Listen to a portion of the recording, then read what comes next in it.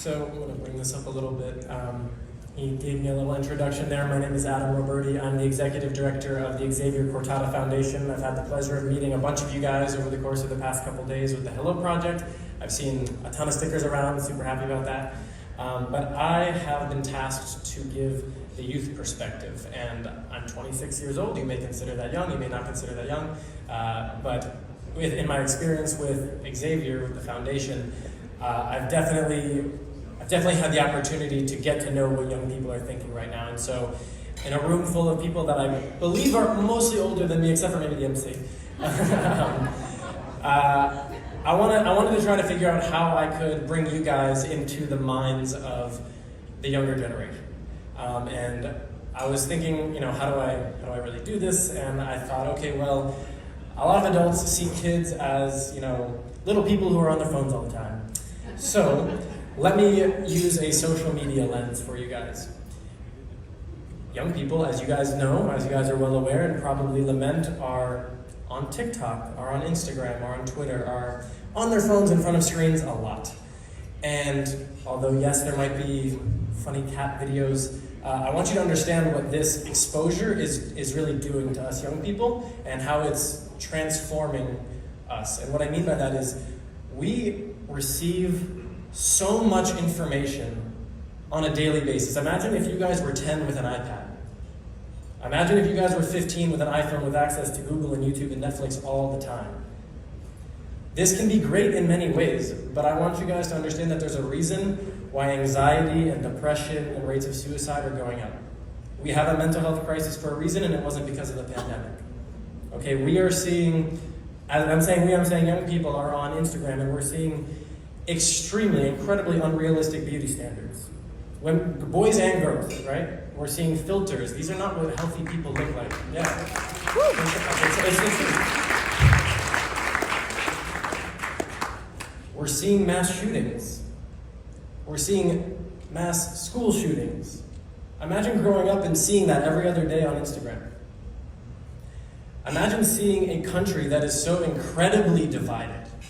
Kids aren't dumb. We see the hate, the division in the adults, right? We see this in our neighborhoods, we see this in our communities, we see this on TV. This is very real, and this is what we know. This is the norm for young people now. And everything that I've mentioned doesn't even include the environmental challenges. All of the anxiety, all of the problems don't even address climate change. I haven't even talked about water yet. I'm not talking about sea level rise or saltwater intrusion into the aquifer or intensified heat and storms. Kids are much more aware of these things than you guys might think. I don't know if you think that they're just watching Stranger Things all the time, which it's great, so do it. But guys, we young people are growing up where our natural systems are collapsing in front of our eyes. We are scared. We are thinking about our families that we want to raise here in Miami. I was born and raised here. I want to raise my family here. Will my grandchildren have a Miami that is above water? I actually don't know that. The IPCC says we might have 6 or 7 feet by the end of the century if we do not reduce greenhouse gas emissions drastically. We need to do that yesterday. And what I want to say here is that the youth perspective is urgency. The youth perspective is scared, but oh my God, we have a job to do. And this is where I guess I want to be very clear. When we're growing up in this world and we see all of these problems, we want to help. And I'm saying we, and I'm generalizing, but I'm talking about kids. You talk to kids, they want to make a difference. They want to make an impact. They want to do something because we are seeing all of these problems. We realize that we are the first generation to truly understand the crisis, the magnitude of the crisis that we're facing, and the last generation to really be able to effectively and equitably solve the problem. So with this understanding, if we are all on the same page, I want to challenge everybody in this room and ask you, how can you better engage with young people? In your job, in your company, in your organization, what can you do? Is there an internship opportunity that you can offer that you haven't thought about yet? It could be unpaid. They'll put it on their resume. Is there a youth advisory board, a youth advisory committee that you could create? Bring the kids to the table. Are you available to have a mentee? I am incredibly, incredibly lucky to have Xavier Cortada as a mentor, and I am blessed because I get to work with him and learn from him every single day.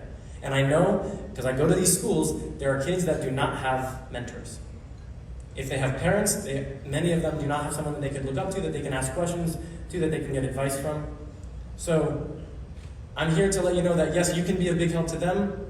They can also be a big help to you. They can provide new fresh ideas, perspectives, and it's not just with social media. They can really come and help you guys do what you do. As Xavier was saying, with art, we can reframe things. Young people bring a zest. They can bring a TikTok video or two. We can really help you guys. And so I know I laid down a lot of overwhelming, sad things when it comes to the state of the planet right now. But I want this to be empowering, and I hope when you guys leave this conference, it is not just with some notes and some business cards, but it is also it's with a renewed sense of purpose and with a motivation to actually reflect on how you guys can engage with the youth and do what you do better, because for the sake of all of us, we really need to. Thank you.